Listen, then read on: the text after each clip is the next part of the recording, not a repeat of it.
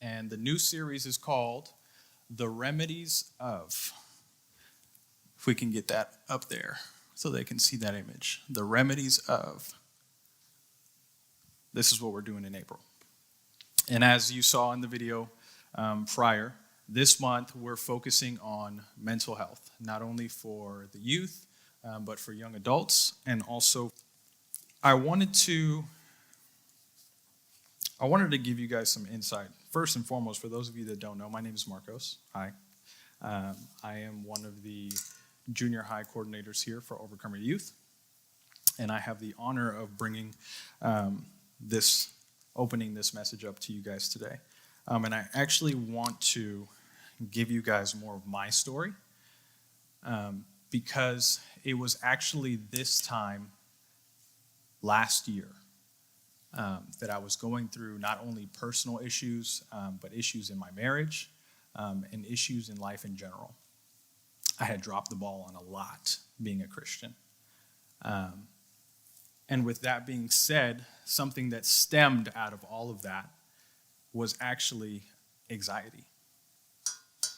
I personally dealt with anxiety for about 6 months last year. Anxiety and panic attacks, all in a sporadic run within a matter of 6 months. And I'll tell you what, it wasn't easy. It was very difficult.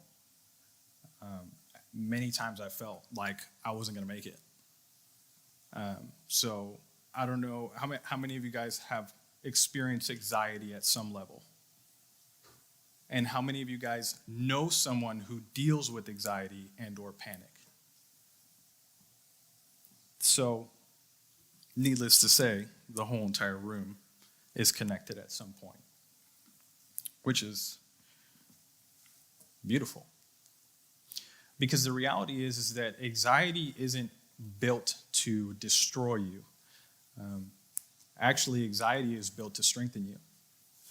Because what anxiety is, and what I had to learn, is anxiety is a lack of trust. You don't trust that you're going to make it through. You're uncertain about certain things. I can actually give you the definition for anxiety, and it goes as follows.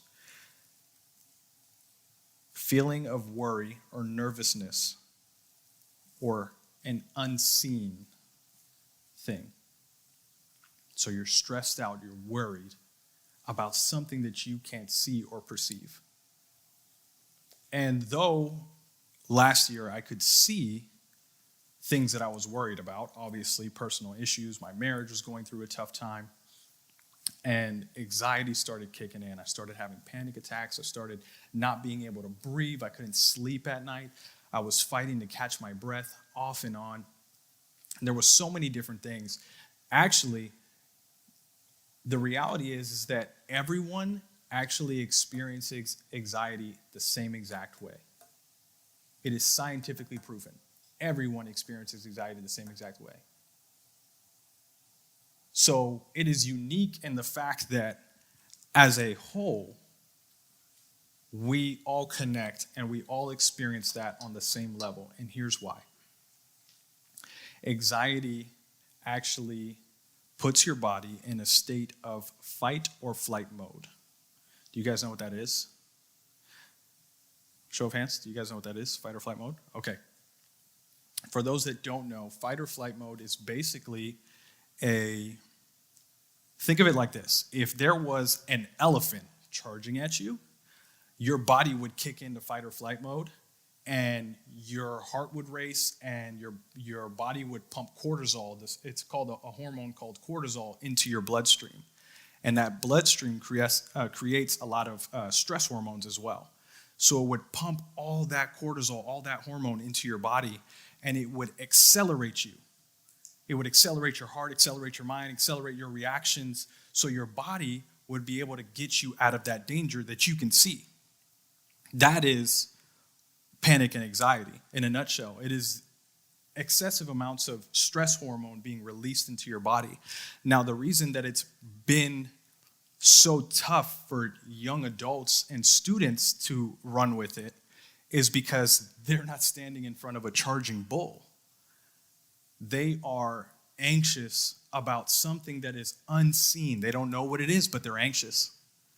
right? I can give you guys a perfect example. I'm anxious about paying my bills. Like, I know when my bills are coming, so that's something that I'm anxious for. But I don't have to stress about that. Does that make sense? Because I know it. It's not an unhealthy. It's not an unhealthy thing. That type of anxiety is generally on a healthier sense. It doesn't drive you in a weird way. So the reality is that I dealt with that for 6 months. And like I said before, it wasn't easy. But I tell you what, God met me and Jesus met me in the midst of all of that because I relied on my pastors and leaders in the church to help me through because this was all new to me. I've never experienced this. I've heard people go through these type of situations, but I had never personally experienced it myself. So it was very difficult for me to fathom. I was like, oh, that's it. Like, I'm not going to make it through this. Like, my heart's racing. Why is my heart beating so much? And like, this is in the midst of the lockdown too. So I'm like, I can't even go to work, get my mind off of this stress. Like, what am I supposed to do? But it was in that moment that my leaders were telling me, like, dude, you got to dig in. You got to dig in. You got to get deep. You got to read your word. You got to pray. You got to do what you got to do to get yourself in a right headspace. Because I'll tell you guys this. Your life will go in the direction of your strongest thoughts. And that is the truth. Your life will go in the direction of your strongest thoughts. So if your strongest thoughts are always anxiety, panic, and depression, your life will mirror that. And what you guys have to realize is that the enemy is very slick about how he does things. Because he doesn't need to sit there and nag you all day about it. All he needs to do is just whisper anxiety to you. He'll just mention it. He'll walk by, oh, anxiety. And now your mind is in a cycle because that's what you're thinking about. You're like, man, now I'm anxious about this. I'm anxious about sitting in a room full of people without a mask. I'm anxious about going to the grocery store. I'm anxious about, talking to this person. I'm anxious about this relationship that I'm in or whatever the case may be. But that's where I had to learn to be more trusting. I had to personally learn as a youth leader to be more trusting in that season because it was something that I never experienced. And I remember one day being at my house and just feeling super anxious. And everyone left to work, and it was just me and my 2 daughters. For those of you that know my daughters, I have 2 daughters. One is 6 and the other one's 4. And I was left at home by myself with the girls. I was like, I got this. I'm good. I'm a dad. I can handle this. But in the midst of all that, I'm still feeling really anxious and like on the cusp of having a panic attack. So what do? I feel myself getting to that point. So I put my daughters in their room, turn the TV on for them, start playing them a show or something like that to keep them entertained. And I dash out to my room. Just book it, like Usain Bolt style, okay? Because I was about to break. I go in my room and I fall down to my face and I just start crying. Start crying because I'm starting to have a panic attack. And in the midst of that, I'm asking God, why have you left me? Why have you left me to feel this way? Why am I feeling this way? Why do I have to experience this if you've promised me peace and joy and happiness? Why? And in that moment, in my bawling and trying to catch my breath and having a panic attack, my daughters walk into the room. My youngest daughter walks into the room. And without saying anything, and I'm sobbing, like ugly crying, okay? I am ugly crying. I am sobbing, and my youngest daughter comes up next to me, puts her hand on my back, and said, Dad, we're here with you. A 4-year-old, okay? Walked into the room, sees her dad crying, and the first thing that she says is, Dad, we're here with you. And my, at that time, 5-year-old walks in behind her, sits in front of me, and says, "Dad, it's okay. You're not alone." Why? Why in that moment did he do that? Because he wanted to show me that he knew exactly what I was going through. And he used my daughters to show me his love. Because how can you expect a child to see someone in pain, ugly crying, and know what to say?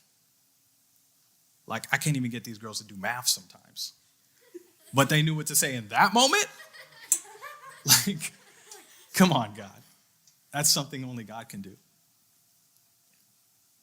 And I tell you what, the first few months was that. Continuous panic attacks, not being able to sleep at night, waking up in the middle of the night, gasping for breath. But as time went on, and I dug in deeper, I really dug in deep, and I connected myself to what God was trying to show me. Slowly but surely went away until a series of days came up. Because towards the end, towards the 6th month, I was counting the days because it was getting better. I'd go a span of 3 days without feeling anxious or having a panic attack, and then it all cycled back in again. And even by the 4th month, there was a span of days where I didn't feel anything for like 7 days. But the inkling of something, I called it out automatically. The inkling of a feeling pertaining to that, I called it out. So here's what I had to learn. Walking out of that, here's what I had to learn. I had to learn what my triggers were. Okay?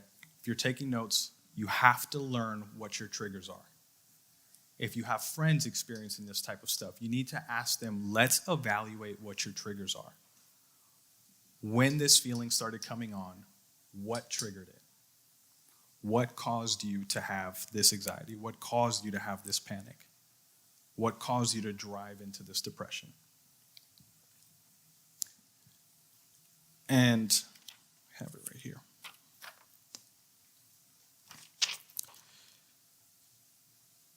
The one thing that I want to tell you guys is once you start figuring out those triggers, you'll start to see them for what they really are. And I want to give you guys this first point here. Jesus wants to break the boundaries. Okay? So I'm going to give you guys an example. Can I have one of my student leaders or someone, these chairs right here on the side? Can you guys bring these chairs up for me, please? I want to give you guys an example.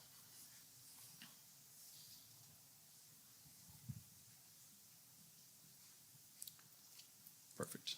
Let me grab one and then just open up the rest and leave them there on the side. Okay.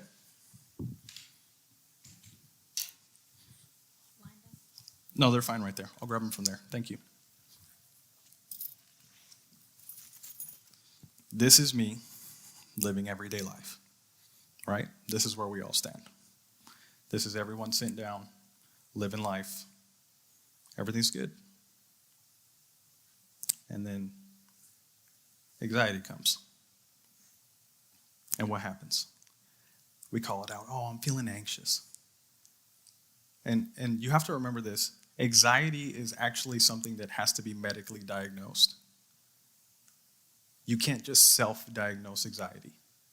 Because when you self-diagnose anxiety, this is what you do. How's it going, anxiety? You can sit with me. Right here, right next to me, a part of my life connected to.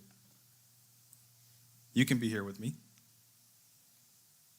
And then panic kicks in. So what happens?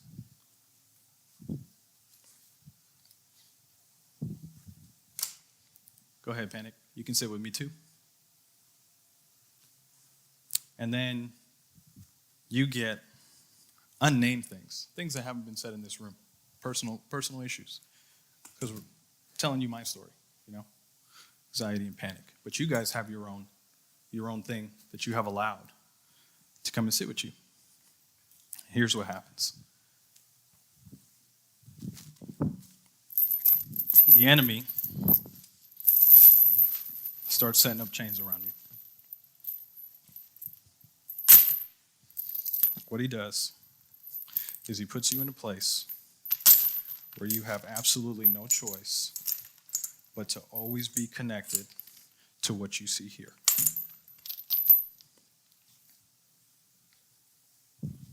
Right here. This is life.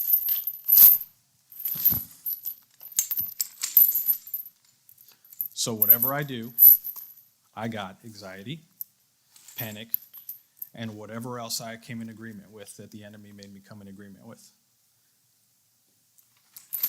Connected.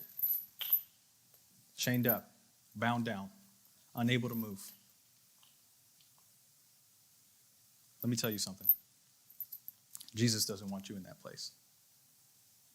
And I had to learn that. Because I had gotten so comfortable with coming into agreement with anxiety and panic and my other personal things that I allowed to carry with me. I allowed them to tether themselves to me. That's not where Jesus wants us. This right here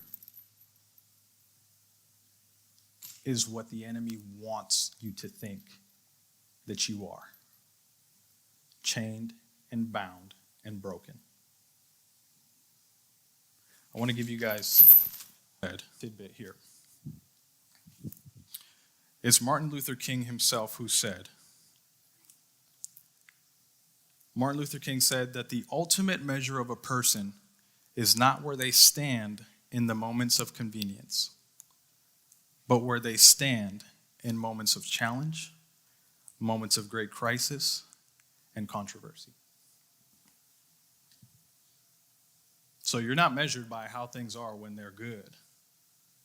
You're measured by how things are when you find yourself here. Now, this was anxiety and panic and whatever else for me, but what is this to you? What have you allowed the enemy to chain you up with? And what have you allowed to sit at your table? Right? I want to give you guys a story. It's the story of a broken pot. Okay? So I'm going to walk you through this story. It says an elderly Chinese woman had 2 large pots. Each hung on the ends of a pole, and they carried it across her neck. You guys ever seen somebody carry water pots together, one on each side? If you've seen the movie Mulan, I think they do it in Mulan. So, great reference, great movie. One of the pots had a crack, and while the other pot was perfect and always delivered a full portion of water. At the end of long walks from the stream to the house, the broken pot arrived only half full. For 2 full years, meaning an extended amount of time, with the woman bringing home only 1.5 pot of water. Of course, the perfect pot was proud of its accomplishments. But the poor broken pot was ashamed of its own imperfection. How many of you guys feel sometimes ashamed of your own imperfections? I know I do. And miserable that it could only do half of what it had been made to do. After 2 years of what it perceived to be bitter failure, it spoke to the woman. I am ashamed of myself because this crack in my side causes water to leak out all the way back to your house. Listen to this. The old woman smiled. Did you not notice that there are flowers on your side of the path and not on the other pot side?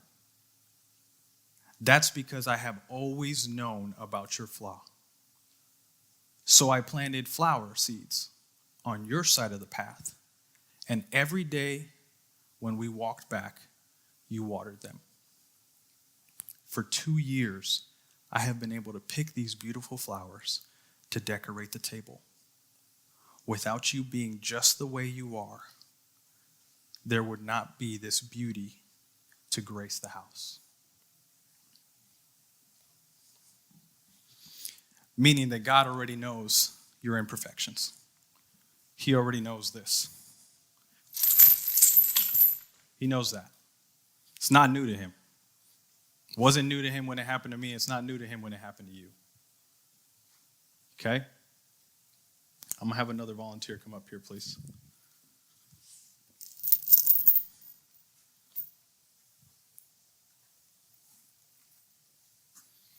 I want you to lock me up in this. Cross them up here.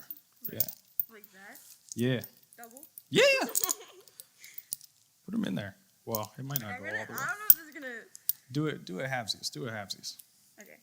Halvesies. There you go. There we go. Do you have a key? Do I have a key? I'm hoping you have a key. I hope so too. That is not good. For those of you listening on the podcast, I'm currently being chained by my hands.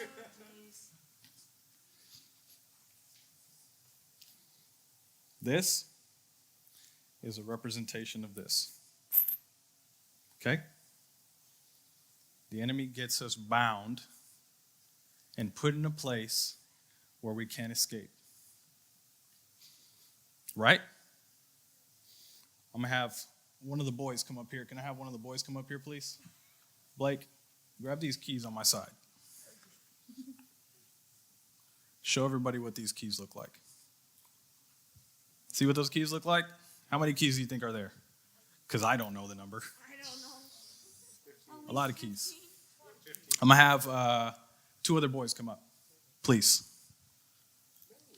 Samuel, thank you. One more boy, thank you. Oh, you actually counted? Nice. All right. Pick a key and try to unlock this. Don't, just pick a key. Just please. I'm sorry. Whew. Nope, didn't work. Okay, hand the keys off. Pick a key, see if it unlocks it. Don't look at it, just pick a key.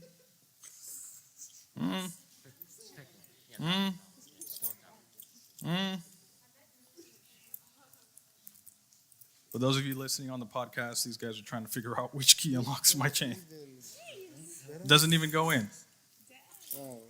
Oh, there you go. You just had it backwards. Nope. Okay. All right. Nope. That's it. That's good. That's good. Give this to me. All right, you guys can go sit down. Thank you guys so much. As you can see, they weren't able to break me out of these chains. Because no one that you connect to is going to have the ability to break the chains for you. There's only one person that knows the answer. There's only one person who has the key. And that's Jesus. Jesus is the only one that can look in the mess of all the keys that you would perceive to be the answer to breaking your chains. So in the midst of all of this, he goes, well, I'll take this one right here. Let's see.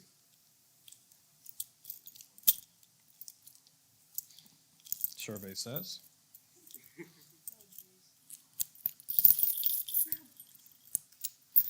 And because God knew exactly the key that I needed, I only had to choose once. I didn't have to go multiple times looking through my keys to try and find the answer to breaking these chains. Heavy chains. Because what the enemy drops on you is not light. It's not a kid's game for him. We're talking about real life. So what I would like to do for you guys tonight is I want to walk you through an exercise. Okay? So if I can have the lights turned down, please. And these as well over here. Perfect. Thank you. I want you guys to close your eyes and bow your head. We're going to take just a moment. Imagine yourself in a dark room. Dark room, super dark. You're the only one there. Now, imagine in that dark room, seats in front of you. You're standing, there's seats in front of you. Okay? Start seating the things that have you bound in those chairs. Sit them all there. However many it is. 1, 2, 3, 4, however many it is. Whatever the enemy has got you wrapped up in thinking that you're bound to, addiction, depression, anxiety, panic. And if not for you, think about someone that you could do this for. Because Jesus moves when you move. He backs you up. So if these are not personal chains for you, think of someone that you can break chains for.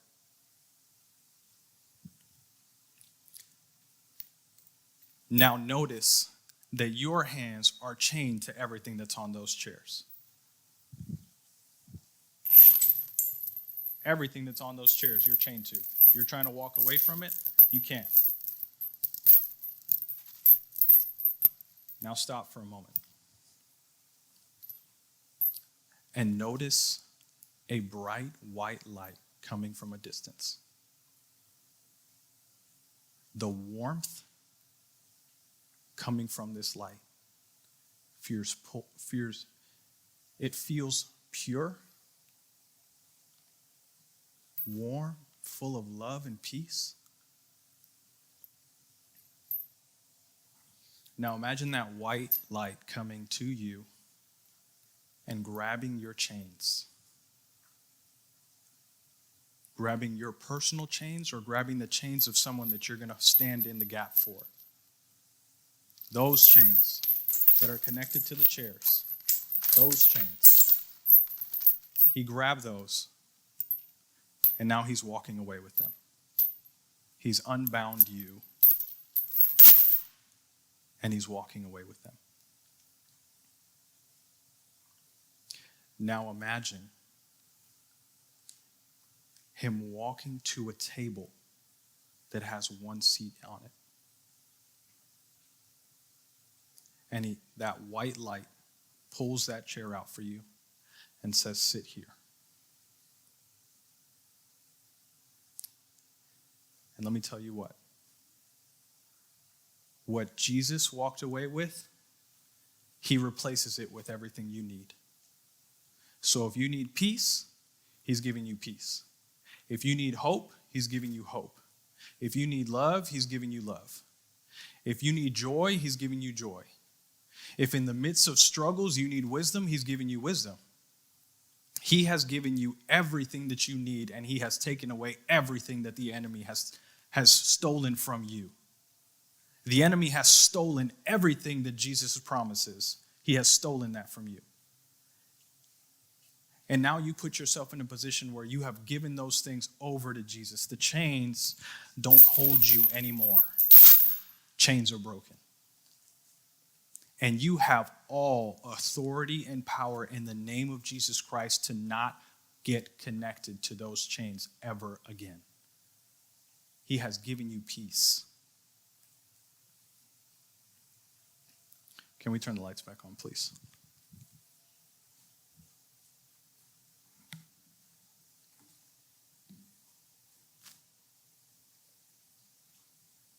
This is your new normal. You want to know why? Because in this series where we call the remedies of, the remedies start with you. Making the decision to be the driving difference in your life. You are going to be the deciding factor when those chains leave. And if not for you, for someone else. because he's called you to stand in the gap for others. I want to give you guys just a couple of verses that I personally referenced when I was experiencing those things, and you can encourage others to also pull upon these scriptures as well. Let me pull these guys up here. One of these verses are as follows. In Job 33:30, he says, he rescues them from the grave so they may enjoy the light of life. In Proverbs 12:25, it says, anxious fear brings depression, but a life-giving word of encouragement can do wonders to restore joy to your heart. Another one here is Romans 24. For this is the hope of our salvation. But hope means that we must trust and wait for what is still unseen. For why would we need to hope for something we already have? These are just a couple key scriptures. So, this doesn't have to be your life. These chains, all these things here,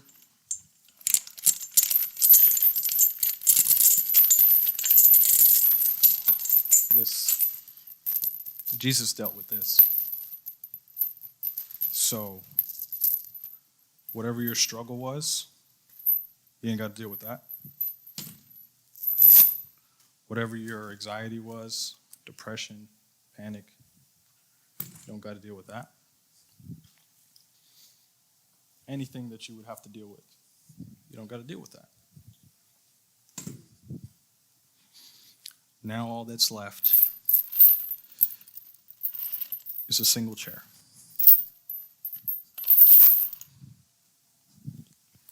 This is where the choice comes in.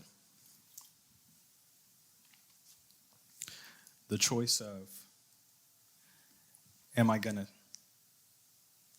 allow those chains and those things that I struggled with to come back and have a seat at my table where Christ has given me peace, joy, happiness, love? Or am I just going to accept everything that he has given me right here in this place, right in my life? Even in your imperfections, because I'm not perfect. And he's not calling us to be perfect.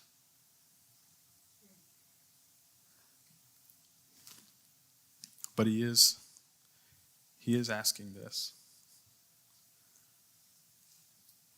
In Matthew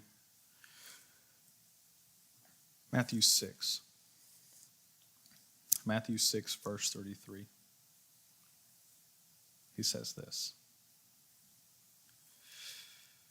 Give me a moment here. 6:33. Thank you, Jesus. Says, seek the kingdom of God above all else and live righteously, and he will give you everything you need. Meaning that if you put him first, if you sit here and put him first, you don't got to worry about this. You don't got to worry about the chains, because he gives you everything that you need.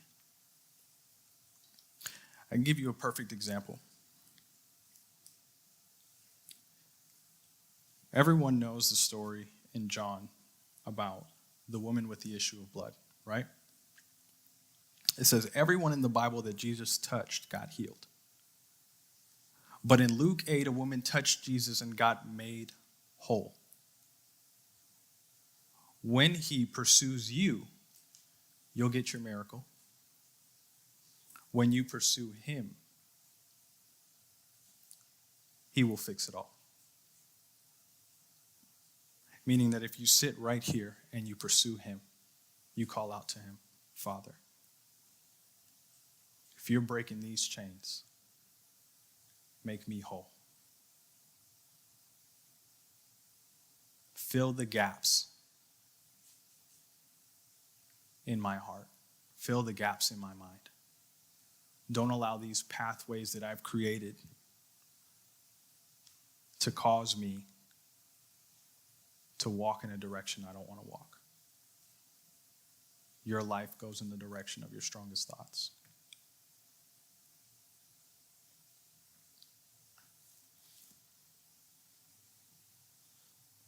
So as I conclude and the worship team can make their way up, I would like to leave you guys with this. And this is something that I wrote down just the other day.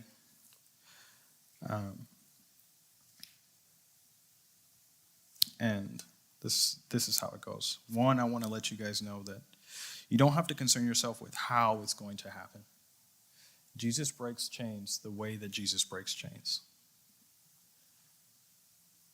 Okay? And he loves you, even while you're walking in your chains, which I don't believe by the Spirit that anyone in here is bound by chains anymore. You are set free. You are made whole. And another thing I want to tell you guys is that you are worthy of the healing that Jesus wants to provide in your life.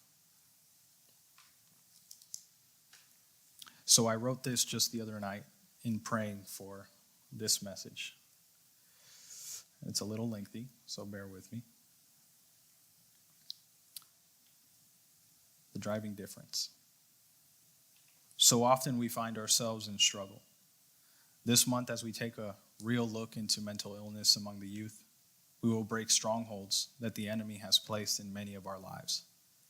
And know this, if you choose to walk in freedom, the freedom we show you to use in direct connection to Jesus, you will not only be able to enhance and better your life, but your testimony and strength will be able to help those in need around you. This is where the game changes. This is your month to learn and to overcome your greatest fears. Together, we can lift each other up. Fear, depression, anxiety, panic, and suffering will end. And you might ask, how? And the truth is, the remedy starts with you. You are the driving difference. Though Jesus and the words in the Bible, through Jesus and the words in the Bible, you will be able to tap into a greater and deeper connection and understanding of how God wants you to navigate the lies and the tricks of the enemy. So if you are ready to experience the freedom that Jesus promised, let's stand as Jesus people and walk through this valley hand in hand together. We will conquer and take back what the enemy has stolen. Psalms 46:10 says, surrender your anxiety, be still, and realize that I am God. I am God above all the nations, and I am exalted throughout the whole world. Meaning that he's got this. He knows what he's doing. He knows what he's doing in your life. Everything happens for a reason. So dig in, connect. Be with him, because he wants to be with you. He loves you with everything. Sacrificed his son for you, and he'd do it over and over again, just for you. So as we go into this time of worship, let Jesus break your chains. Call out for an encounter with him. Let him do what only he can do. Don't fumble trying to look for the keys of your chains. He knows exactly which one it is.